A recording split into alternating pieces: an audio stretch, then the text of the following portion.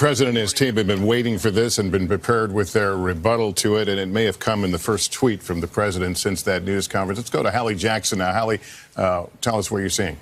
Well, the president clearly liked what he saw from the attorney general as we were watching it. I couldn't help but think that the president must be thrilled, and it appears he is. He is tweeting now a riff off the popular television show Game of Thrones, writing simply "Game Over."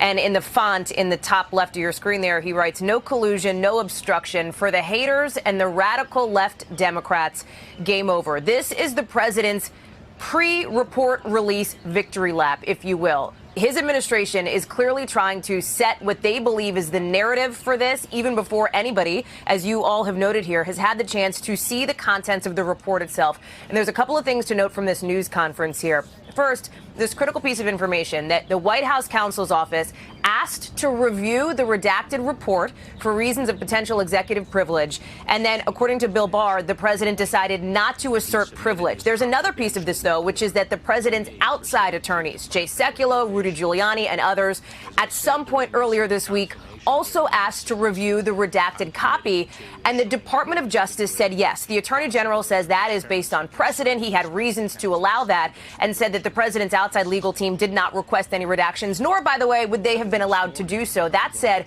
this is a political landmine, given that almost undoubtedly you will hear some in Congress infuriated that the president's outside attorneys had a chance to see this report before they had a chance to review it upon its release to the public. There's also a piece of this on the protection of the president here. Savannah noted that a question to the attorney general related to the idea that he seemed to be generous to the president. He repeated this very specific phrase, "no collusion," several times.